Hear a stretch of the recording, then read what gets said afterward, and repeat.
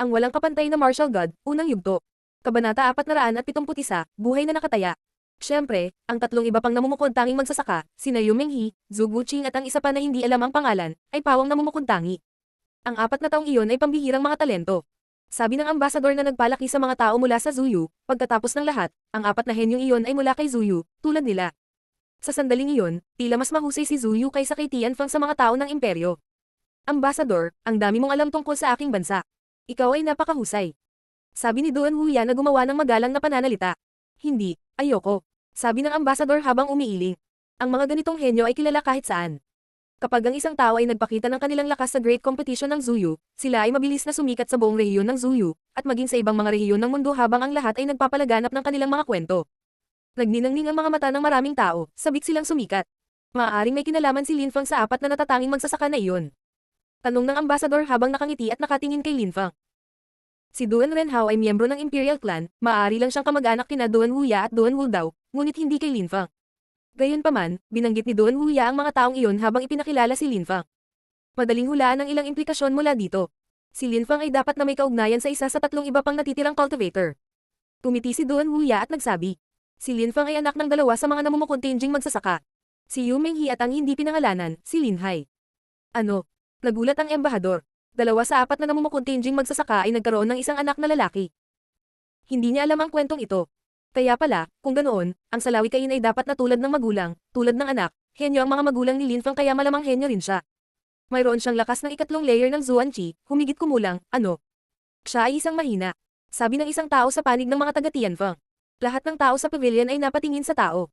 Sigurado ka bang nakalusot lang siya hanggang sa 2 layer ng Zuanqi? Tanong ng 7 sugo ni Tianfeng.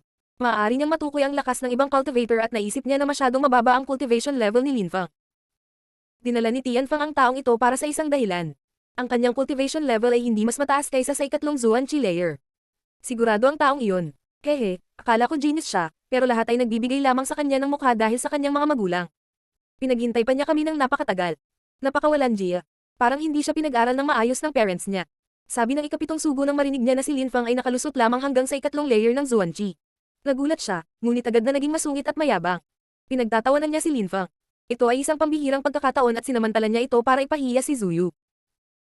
Kahit na hanggang sa pangatlong Zuanqi layer pa lang ako nakalusot, madali kong mapatay ang mga idiot na tulad mo. Sabi ni Linfang habang inilalagay ang kanyang baso sa mesa. Malamig at hiwalay ang boses niya. Nang marinig ng lahat ang boses ni Linfang, parang huminto ang oras. Nang marinig siya ng karamihan, sila ay natigilan. Alam ng mga tao mula sa Zuyu kung gaano ka-agresibo si Linfang at hindi ito exception. Noong si Linfang ay may lakas ng pangalawang Zuanqi layer, madali niyang mapatay ang mga tao sa ika-4 na Zuanqi layer, ngayong nakalusot na siya sa 2 layer ng Zuanqi, ano ang ibig sabihin sa kanya ng 7 sugo? Ngunit sa panig ng mga tao ng Tianfeng, lahat ay nakatitig sa kanya na may hitsura ng panghahamak. 2 Zuanqi layer, wala nang iba pa. At naglakas loob siyang kumilos ng mayabang. Ang 7 sugo mula kay Tianfeng ay nakalusot sa ika-4 na Zuanqi layer. Dahil gusto mong makipagtalo, mag-away tayo. Sabi ng 7 sugo mula kay Tianfeng sa malamig na tono habang naglalabas ng ice tea. Naglakas loob si Linfang na sabihin na magiging madali ang pagpatay sa kanya, kailangan niyang patunayan ang kanyang mga salita. Kakasimula pa lang ng handaan, kalmado at huwag masyadong menas. Kumain muna tayo at uminom, makinig ng musika at sumayaw. Maaaring maghintay ang mga laban. I enjoy natin ang magandang sandali na ito at ang magandang eksena, ang pakikipaglaban ngayon ay makakasira lang ng atmosphere. Sabi ni Duan Wuya habang nakangiti. Inaantala lang niya ang mga laban ngunit hindi pinipigilan si Linfang na lumaban. Alam niya na magiging madali para kay Linfang na talunin ng 7 sugo. Kung sila ay unang magtalo at pagkatapos ay mag-away, ang pagkatalo ay mas masakit para sa 7 sugo. Tama si Wuya, I enjoy natin ang saling ito. Bakit wala pang magagandang dancer na lumabas para sa atin? Sabi ng elder ng Cosmic Pavilion. Parang napakasaya niya. Itinaas ni Duan Wuya ang kanyang kamay at pinitik ang kanyang mga daliri. Sa di kalayuan, may sumulpat na mga mananayaw at nagsimulang gumalaw papunta sa kanila. Una, kakain sila, iinom at mag-e-enjoy sa panonood ng performance. Ang lahat ng mga mananayaw ay mukhang napakaganda sa ilalim ng liwanag ng buwan, ang kanilang mga galaw ay parang isang ilusyon. Ang mga babaeng mananayaw ay lahat ay hindi kapani-paniwalang maganda. May isang naglalaro ng Punjabi na napakaganda. Siya ay may mahaba at magagandang daliri, ang kanyang mga daliri ay lumulutang sa mga string, tulad ng tubig. Marunong mag-organisa si Duan Wuya ng isang piging. Sabi ng ilang tao sa sandaling iyon. Ang lahat ay mukhang dalisay at nakaka-relax. Ang buwan, ang magagandang mananayaw at ang kamanghamanghang musika, lahat ay kahanga-hanga. Ang pag-igting na lumitaw ilang sandali ay tila naalis. Napakaganda ng naglalaro ng Punjabi. Sa kasamaang palad, hindi siya kasing ganda ni Xinye at hindi rin siya marunong tumugtog ng zither tulad niya. Ang sabi ni Duan Tian lang na ikinagulat ng maraming tao. Maaari ding tumugtog ng kudyapi ang prinsesa. Talaga. Sa Zuyu, si Duan Xinye ay isa sa mga pinakamahusay na manlalaro ng zither. Sabi ni Duan Tian lang habang nakangiti na ikinagulat ng lahat ng tao mula kay Tianfeng. Sobrang ganda niya, kung kaya niyang tumugtog ng sitar o sumayaw para sa akin, ang liwanag ng buwan ay mapatla kung ikukumpara sa kanya. Sabi ng ikalimang sugo ni Tianfeng habang mapanuksong nakatingin kay Duan Xinye. Mukhang excited siya at hindi pinansin si Linfeng na kasama niya. Si Duan Xinye ay natigilan at walang sinabi. Pagkatapos ay malamig na sumulyap si Linfeng sa taong iyon at sinabi. Ang mga tao ba mula sa Tianfeng ay napakawalang alam at bastos. Si Duan Xinye ay isang prinsesa at gusto niyang isayaw siya nito, napakamangmang. Narito ang mga tao ng Dragon Mountain Empire at ang Cosmic Pavilion, ang pagsasayaw ng prinsesa para sa kanila ay dapat na isang karangalan para kay Zuyu, walang masama tungkol dito. Sabi ng ikalimang sugo ni Tianfeng. Ginamit niyang dahilan ng mga tao ng imperyo at ang Cosmic Pavilion. Nakikita kong may dala kang espada, dapat kang bumangon at magsagawa ng sword dance, karangalan mo na ang mga tao ng imperyo at ang Cosmic Pavilion ay panoorin ka. Ang aking espada ay hindi para sa pagsasayaw. Sabi ng ikalimang sugo sa malamig na tono. Ang prinsesa ay hindi isang taong maaari mong sayawan, kahit sumayaw siya, hindi ito kailanman para sa iyo. Di hindi mo alam ang taas ng langit at ang lalim ng lupa, di hindi mo alam ang katayuan mo. Sabi ni Linfeng. Nagpatuloy ang musika at palabas ngunit hindi na nakahinga ng maluwag ang mga tao. Hehe. Tumawa ang taong iyon at sinabi. Nagsanay ako ng kultibasyon ng espada hanggang sa hindi kapani-paniwalang taas, ito ang unang pagkakataon na may humiling sa akin na magsagawa ng sword dance, lalo na ang isang maliit na cultivator na nasa ikatlong layer lamang ng Zuanqi. Isa ka lang pala ako sa balon. Ito rin ang unang pagkakataon na makakita ako ng isang taong pumasok sa Imperial Palace ng Zuyu at sinabihan ng prinsesa na sumayaw. Ang mga tao mula sa Tianfeng ay dapat na exempted sa basic courtesy. Sabi ng may ngiti pero walang ngiti sa mukha. Si Yu Tianming iyon, na nakaupo sa ilalim ni Linfeng. Malaya na tao hindi, sawa na akong mag-aksaya ng mga salita. Pagkatapos ng palabas, ako, ang ikalimang sugo ni Tianfeng, ay makikita kung gaano kalakas ang 8 mataas na opisyal ng Zuyu. Sino ka sa palagay mo para magkaroon ng autoridad na magsalita ng ganyan? Kung may makapagsalita ng ganyan sa akin, dapat siya iyon. Sabi ni Yu Tianming habang nakaturo kay Feng Chen, ang pangalawang sugo ni Tianfeng. Ang mga mata ni Yu Tianming ay tumingin ng husto na naging dahilan ng pagbabago ng ekspresyon ng mukha ng ikalimang sugo. Napakalakas ng taong iyon. Huwag maiinip, sabi ni Feng Chen sa malamig at hiwalay na tono. Sinabi ni Linfeng na madali niyang mapatay ang ikapitong sugo, hayaan mo muna silang lumaban. Tumiti si Yu Tianming sa malamig na paraan. Kumbinsido sila na kayang patayin ng ikapitong sagong iyon si Linfeng. Talaga, sinabi ni Linfeng na madali niya akong patayin. Mamaya lalabanan ko talaga siya. Oo nga pala, maglagay tayo ng isang bagay bilang taya. Sabi ng ikapitong sugo. Ano ang gusto mong ilagay sa taya? Malamig na tanong ni Linfeng. Kung matatalo ka, makakasayaw ako ng prinsesa. Kung matalo ako, gaganap ako ng sword dance. Mabagal na sabi ng ikapitong sugo habang nakatitig kay Linfeng. Hindi sumagot si Linfeng ng isang segundo at humigop mula sa kanyang baso. Pagkatapos ay ibinaba niya ang kanyang baso at sinabi, ano ang nagbibigay sa iyo ng karapatang isali ang prinsesa? At sa palagay mo ba ay may gustong makakita ng ganitong kaiyahiyang sword dance? At saka, kapag tumaya ako sa isang tao, tumataya ako gamit ang sarili kong mga gamit, ang pagpapasali sa prinsesa ay bastos at nakakahiya. Sabi ni Linfeng sa malamig na tono. Kahit sigurado siyang mananalo, hindi niya itataya ang prinsesa, kung natalo siya at hahayaan niyang makipagsayaw ang prinsesa sa lalaking iyon, anong klaseng tao kaya siya? At anong uri ng tao ang iisipin ng mga tao na ang prinsesa?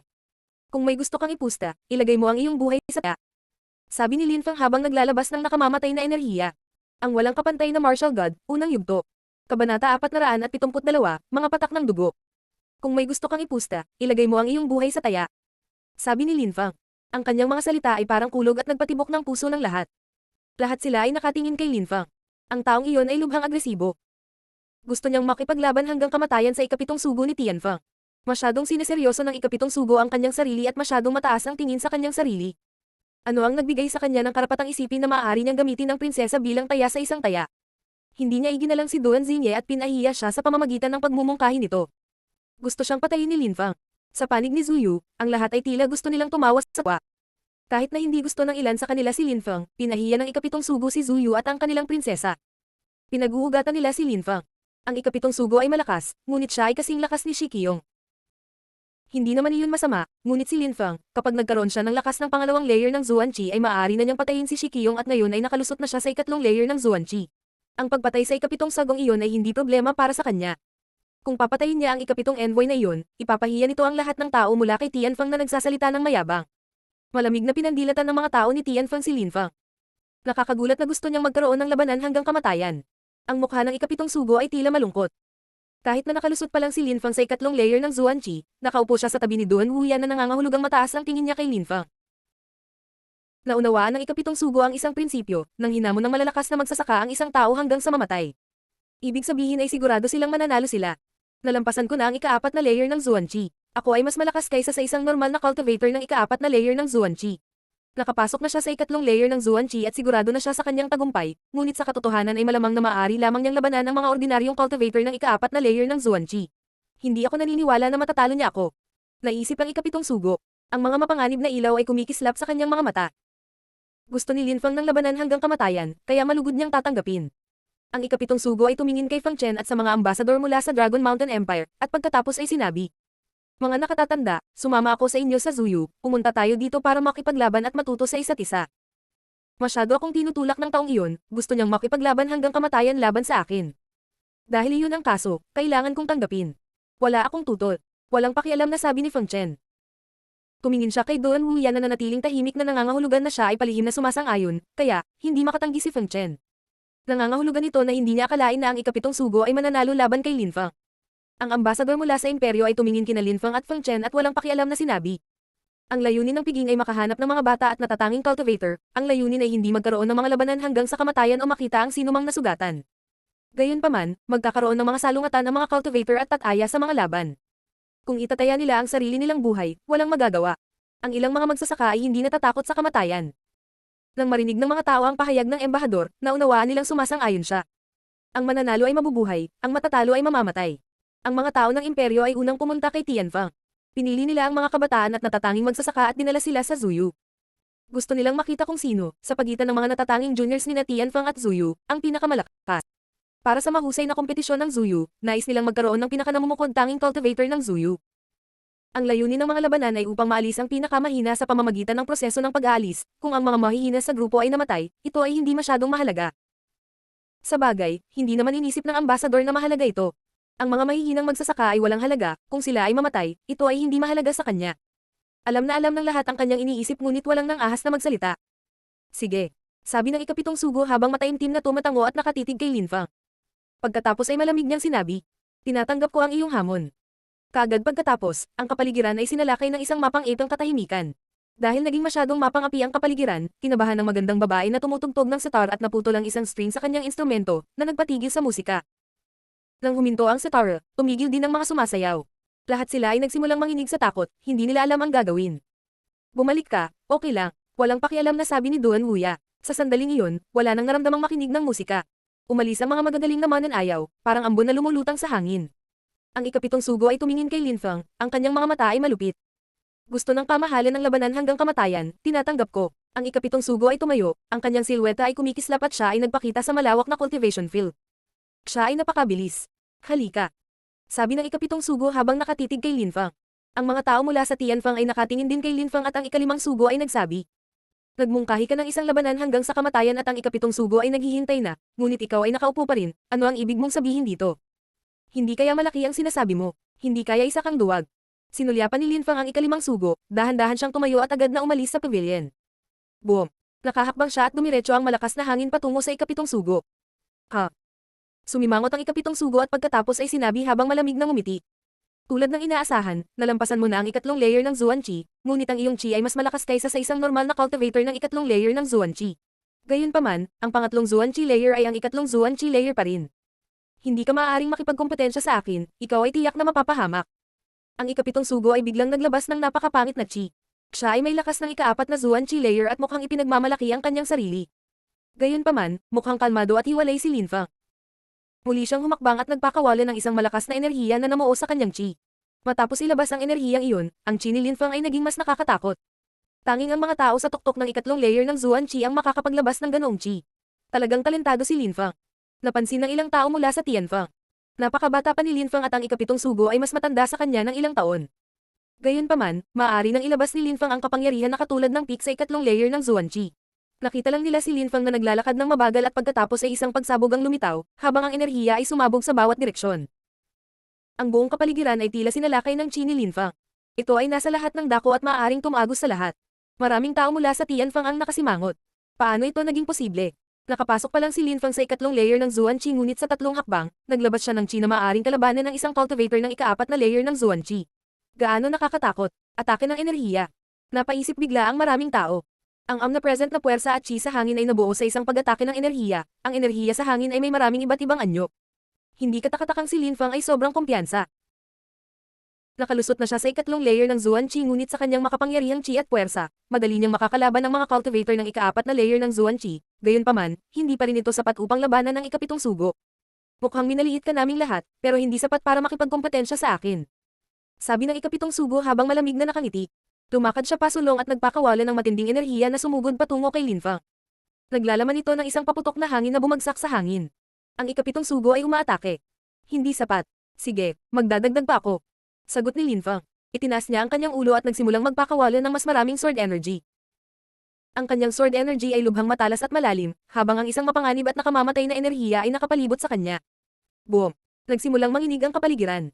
Si Lin Fang ay gumawa ng isa pang hakbang at ang puso ng lahat ay tumibok. Anong malakas na enerhiya ng espada? Napakalakas ng nakamamatay na enerhiya. Gumawa ng isa pang hakbang si Lin Fang at biglang naglabas ng tila walang katapusang karagatan ng nakamamatay na enerhiya. Ang mga tao mula sa Tianfang ay nagulat at ang kanilang mga kaluluwa ay nanginginig. Pinopos ni Lin Fang ang enerhiya sa isang nakamamatay na espada na sumugod patungo sa ikapitong sugo.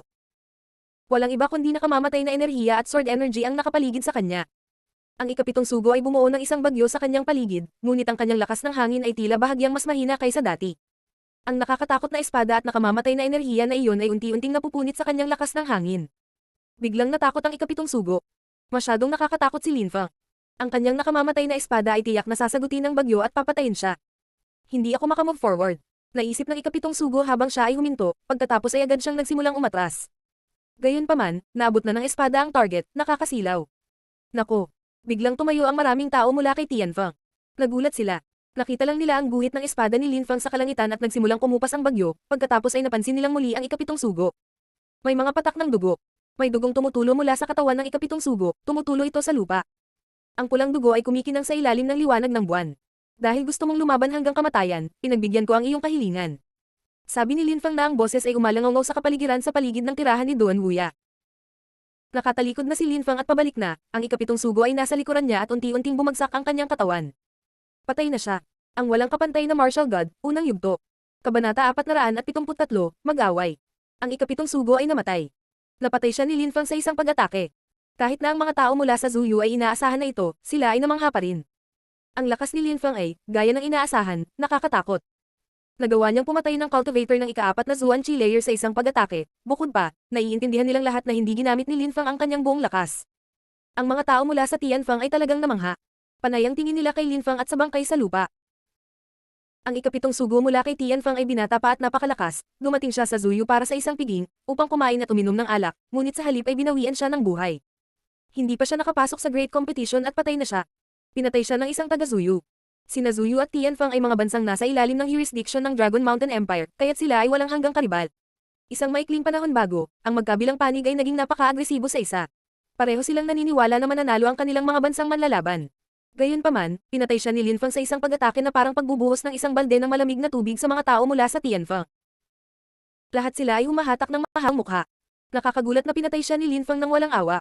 Ang Zuyu ay talagang isang magandang bansa na may napakalakas na junior cultivator. Gayunpaman, ang aking bansa, si Tianfang, ay dumating kay Zuyu na walang iba kundi ang kagandahang loob at kagandahang loob, ngunit nakakagulat, naglakas loob pang patayin ng isa sa ating mga mandirigma. Sana may paliwanag mo ang sarili mo, sabi ng ikalimang sugo sa malamig na tono habang nakatitig kay Lin Fang. Ang mga tao mula sa Zuyu ay nabigla. Ilang sandali bago, tinanggap na nila ang mga tuntunin ng labanan at ngayong patay na ang ikapitong sugo, gusto nila ng paliwanag. Katawa-tawa. Walang kahihiyang basura ka lang, karapat-dapat kang walang mukha. Sabi ni Lin Fang patungo sa ikalimang sugo. Pagkatapos, nagbiro siya. Hindi kaya matatanggap ng mga henyo ni Tianfang ang pagkatalo at isang grupo lang ng mga natatalo. Siyempre, nagsisisi talaga ako, napakahirap para sa isang bansang tulad ni Tianfang na itaas ang ikapitong sugo, ang pagpatay sa kanya ng napakabilis ay hindi nararapat. Biro muli ni Lin Fang habang tumatawa na ikinagulat ng mga taga Tianfang. Sinasabi ni Lin Fang na mahirap para kay Tianfang na itaas ang ikapitong sugo, ngunit napakadaling patayin siya, kinukutya niya ang kanilang lakas. Siguro, ngunit siya ay isang bumukod. Sabi ng ikalimang sugo, na tumatangging matalo. Malinaw na hindi niya aaminin na ang ikapitong sugo ay nagkamali at pinalaki ang kanyang sariling kapangyarihan. Kung exception siya, malaya kang patunayan na mali ako. Parehong mga patakaran, isang labanan hanggang sa kamatayan, ilagay ang iyong buhay bilang isang taya kung ikaw ay may kumpiyansa. Sabi ni Lin Feng habang nakatingin sa ikalimang sugo. Mahinahon niyang hinahamon ang sugo. Sa Zuyu, ang 8 mataas na opisyal ay maihahambing sa 7 sugo ni Tianfeng.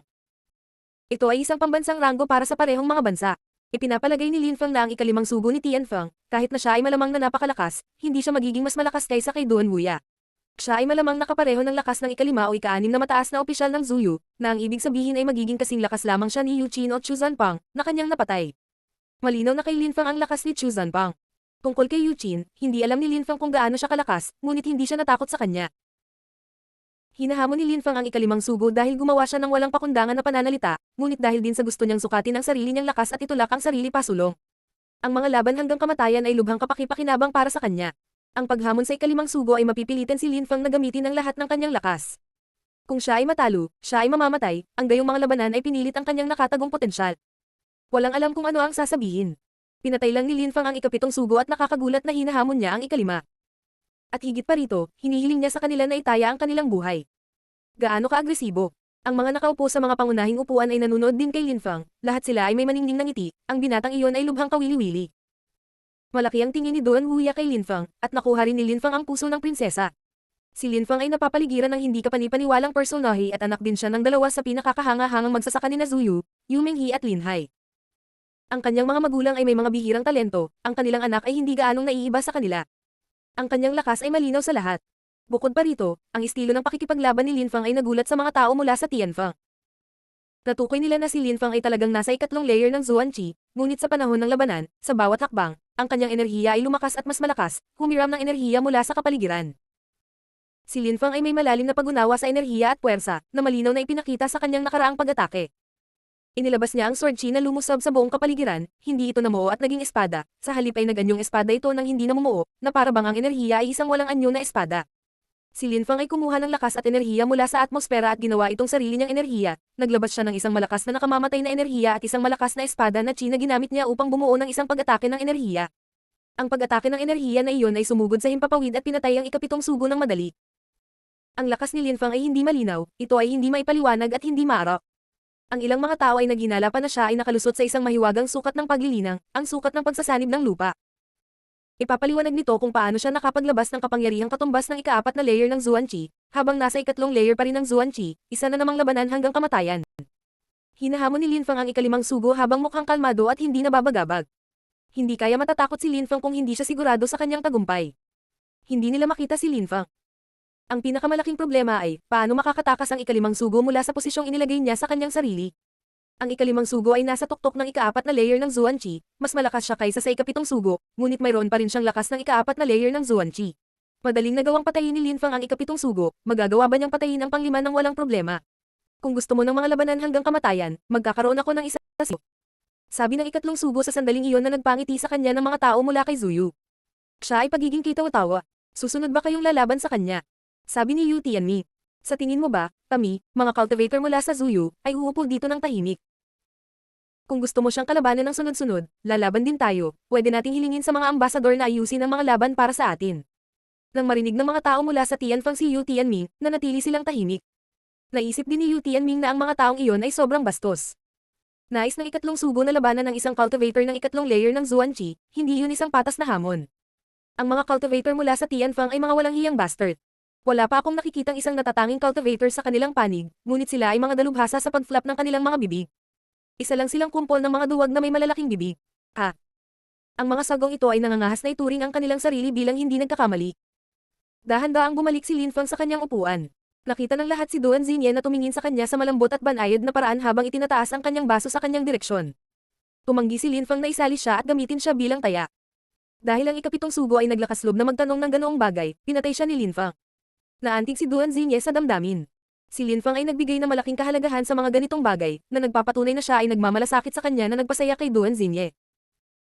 Siyempre, dahil pinatay ni Lin Feng ang ikapitong sugo, ang piging ay hindi gaanong kasigla gaya ng dati. Ang lahat ay biglang tumigil sa kanilang pag-uusap at katahimikan ang sumalakay sa hangin. Ang bawat tao sa pavilion ay may iba't ibang ekspresyon sa kanilang mga mukha, lahat sila ay nag-iisip ng iba't ibang mga bagay, ngunit walang nagsasalita. Ang walang kapantay na martial god, unang yugto. Kabanata 474, layunin ng espada. Lahat, bakit ang haba ng mukha? Bihira lang ang makaupo at uminom ng magkasama. Gumawa tayo ng mga bagong kaibigan at magsaya. Sabi ng isa sa mga ambassador habang nakangiti nang makitang tense ang atmosphere.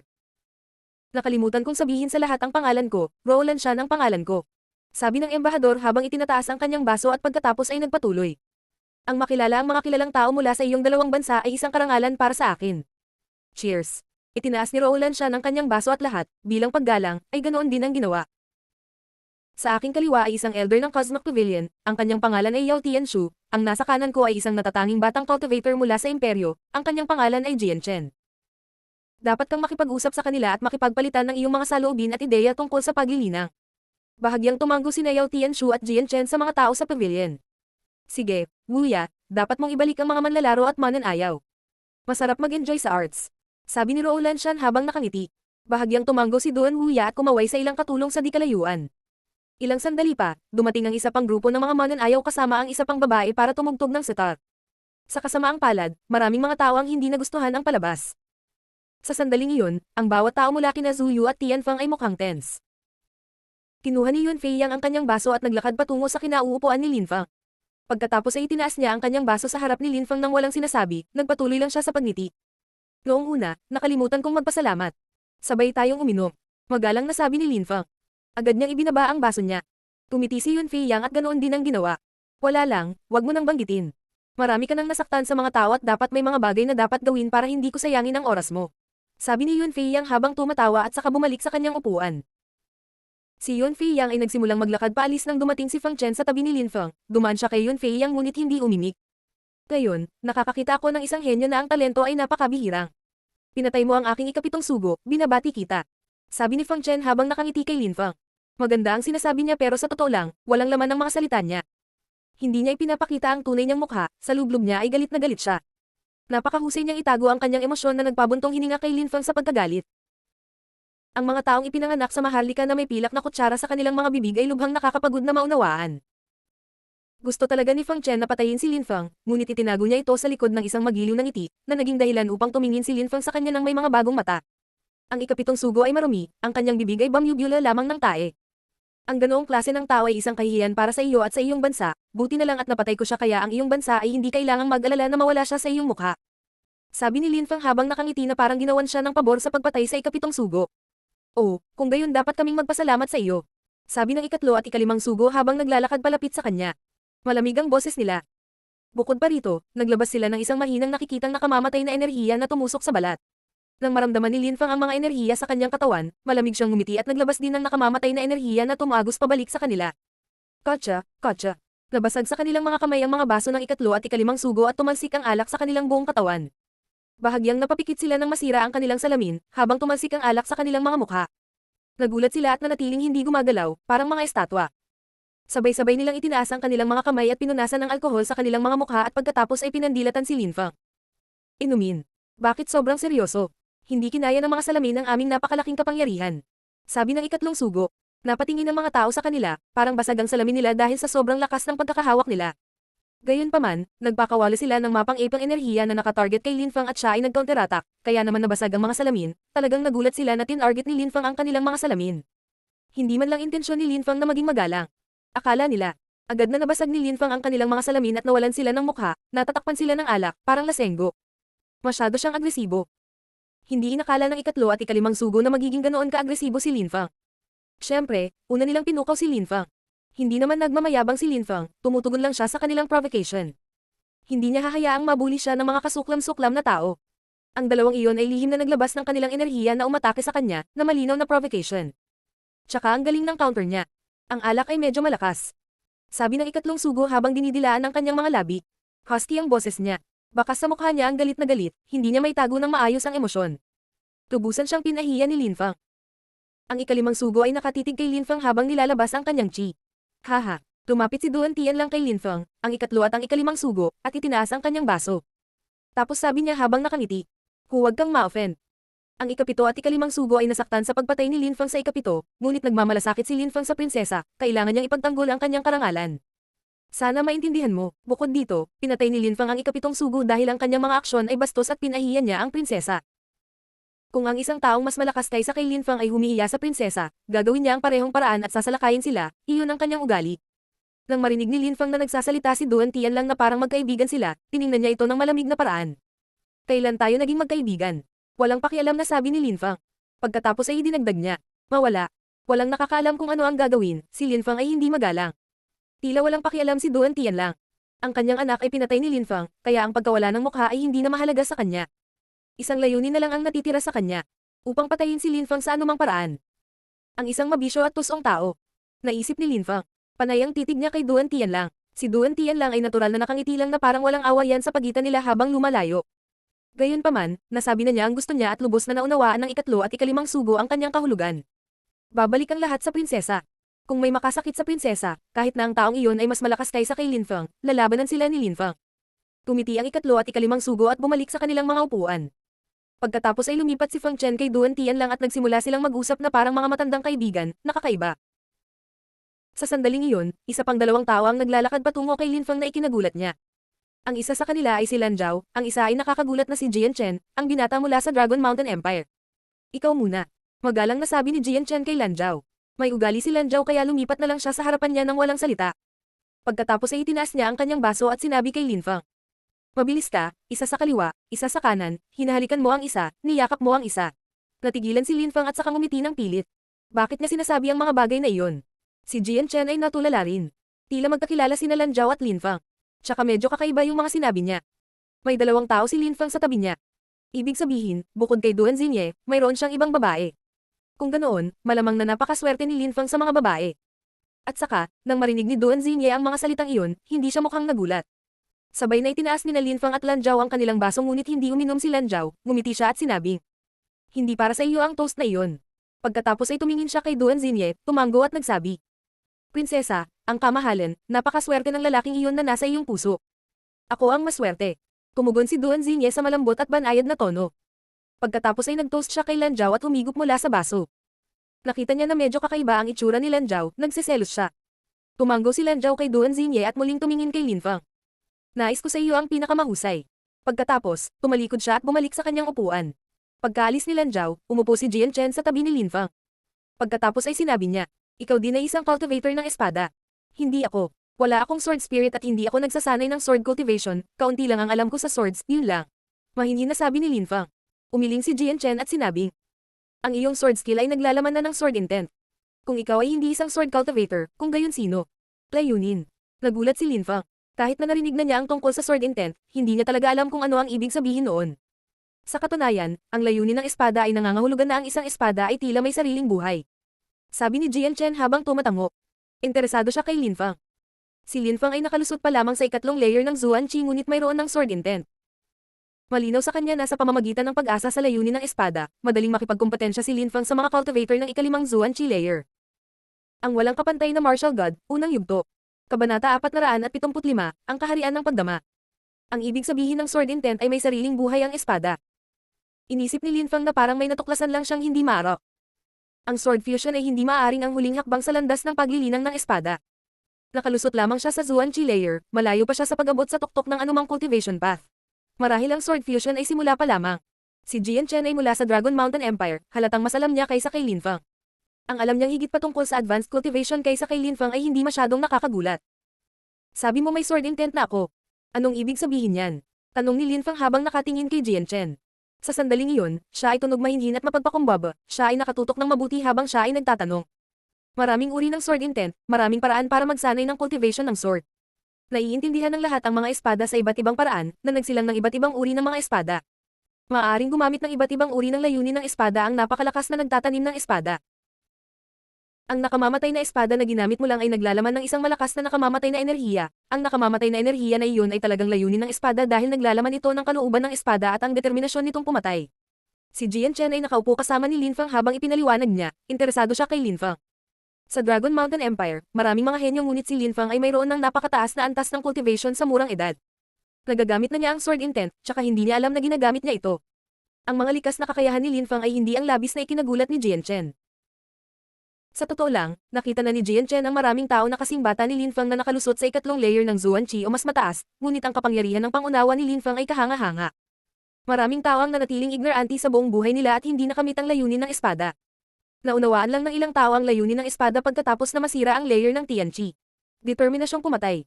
Si Lin Feng ay natigilan. Narinig niya si Yan Yuping Sheng na nagsabi ng katulad na bagay noong nakaraan, noong siya ay naglalaro ng kudyapi at nagtuturo kay Lin Feng tungkol sa nakamamatay na enerhiya. Bukod dito, ang itim na espada mula sa Celestial Book ay sumanib sa nakamamatay na enerhiya. Sa count na yan, iyon ang nagsilang sa layunin ng espada. Parang dalawang uri ng layunin ng espada ang magagamit ko, naisip ni Lin Feng. Noong nasa Mount Sword siya, ginamit niya ang kanyang Cosmos Burning Sun skill at ginamit niya ang kapangyarihan ng araw. Nagkaroon siya ng isang pambihirang tagumpay at naunawaan ang tatlong pag-atake ng espada sa mas malalim na antas.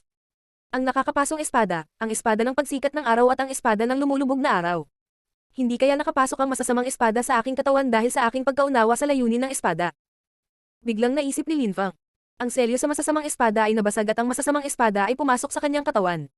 Ang bilang ng mga taong nagsasanay doon ay marami ngunit pinili siya ng mga masasamang espada. Marahil ay nauugnay ito sa layunin ng espada na sinasabi ni Jian Chen. Sa anong uri ng dimensyon na bibilang ang layunin ng espada? Tanong ni Lin Feng, curious siya. Hehe. Tumawa si Jian Chen at bahagyang umiling.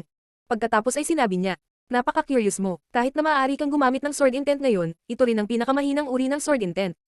Iyon lang ang unang layer ng dimensyon. Ang layunin ba ng espada ay nahahati sa iba't ibang antas? Nagtatakang tanong ni Lin Feng. Lalo tuloy siyang na-curious. Siyempre, ang layunin ng espada ay nahahati sa 9 na antas. Ang mga nakarating sa unang antas ng sukat ay maaaring pumatay ng mga tao ng parehong layer ng paglilinang. Maaari din nilang labanan ang mga cultivator ng mas mataas na mga layer ng paglilinang kaysa sa kanilang sarili. Bukod pa rito, kung naabot mo na ang ikalawang antas ng dimensyon ng layunin ng espada, magagawa mong pumatay ng mga tao sa mas mataas na antas ng cultivation kaysa sa iyo na nakaabot na rin sa unang antas ng layunin. Ang mga nakarating sa ika-9 na antas ay hindi na kailangan ng espada, maaari silang pumatay ng mga tao sa isang pag-iisip. Ang antas na iyon ay nangangahulugan na ang isang magsasaka ay hindi na kailangang gumamit ng espada at naging hindi makasarili. Mabagal na sabi ni Jian Chen. Natuklasan ni Lin Feng ang isang buong bagong mundo ng panang. Ang mga nakaabot sa ika-9 na antas ng layunin ng espada ay hindi na kailangan ng espada para pumatay ng mga tao. Nakakatakot. Talagang may sariling buhay ang kanilang mga espada. Ito ang unang pagkakataon na narinig ni Lin Feng ang mga ganoong bagay. Dati, sinusubukan lang niyang intindihin ang mga espada para lumaki ang kanyang lakas. Kung gayon, marahil ay nagtataka ka kung ano ang mangyayari pagkatapos na ang iyong layunin sa espada ay umabot sa antas na siya. Sabi ni Jian Chen habang nakangiti, pagkatapos ay ngumiti pa siya at sinabi. Nariyan ang kaharian ng pangunawa. Ang mga nakakaunawa sa larangan ng pangunawa ay maaaring maghiwa-hiwalay ng mga bundok at ilog. Kung sila ay magalit, maaari nilang sirain ang isang buong lungsod gamit ang kanilang espada at lumikha ng isang bloodbath saan man nila gusto. Ang mga makakagawa niyan ay pangunahing mga tao ng Zunchi layer. Realm of Perception. Si Lin Feng ay namangha. Kaya pagkatapos ng sword intent, naroon ang Realm of Perception. Hindi lamang sa landas ng paglilinang ng espada, ang bawat landas ng paglilinang ay haantong sa ibang uri ng larangan ng pangunawa. Sa kaso ng mga espada, hindi mahalaga kung ikaw o ako, pareho tayong malayo sa pag-unawa sa larangan ng pangunawa. Mabagal na sabi ni Jian Chen. Bago maunawaan ang larangan ng pangunawa, kailangan munang maunawaan ng mga tao ang dimensyon ng pagsasanib ng lupa. Hindi lamang unawain ng kaunti, kailangan nilang lubos na maunawaan ang dimensyon ng pagsasanib ng lupa at pagkatapos ay malampasan ito. Nangangailangan iyon ng napakalaking lakas, iyon lamang ang makapagbibigay ng kaharian ng pangunawa. Ang mga cultivator ay sapat na malakas upang maabot ang antas na iyon ay karaniwang nasa layer ng Zunchi. Ang mga magsasaka ng layer ng Zunchi ay napakalakas. Hindi man lang maisip ni Jian Chen kung gaano sila kalakas kumpara. Maaaring kontrolin ng isang Zunchi layer cultivator ang isang maliit na imperyo. Sa 13 bansa ng Zuyu, sila ay mga Panginoon, kaya nilang pumatay ng isang hukbo na may 10,000 sa pamamagitan lamang ng pagtataas ng kanilang kamay. Realm of Perception. Zunchi layer cultivators. Naisip ni Lin Feng. Naalala niya tuloy ang restricted area ng Z government. Ang napakalakas na cultivator doon ay sa layer ng Zunchi, kaya malamang na siya ay nasa antas na iyon. Alam ni Lin Feng na napakalayo niya para maabot ang antas na iyon. Bukod sa kayang lipulin ng isang buong lungsod, ang mga magsasaka na iyon ay maaari ding gawing dugo ang kanilang dugo at maipasa ito sa kanilang mga susunod na henerasyon. Sa kondisyon na ang mga inapo ay patuloy na magkaroon ng mga anak, ang espiritu ng dugo ay hindi kailanman mawawala at dadalhin mula sa henerasyon hanggang sa henerasyon.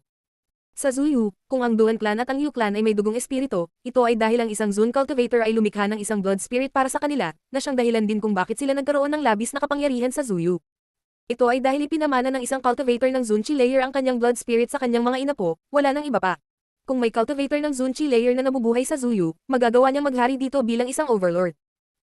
Kahit na ang prinsipe ng korona ng Zuyu ay hindi nais na masaktan ng isang napakalakas na cultivator. Kailangan kong maunawaan ang sarili kong larangan ng persepsyon. Naisip ni Lin Feng. Kagad pagkatapos niyang ngumiti kay Jian Chen at sinabi, maraming salamat sa pagbibigay mo sa akin ng iyong karunungan. Huwag mo nang banggitin, wala lang. Sa palagay ko ay mauunawaan mo ang mga bagay na iyon sa hinaharap kahit na wala ang tulong ko. Sabi ni Jian Chen habang nakangiti, at pagkatapos ay nagpatuloy siya.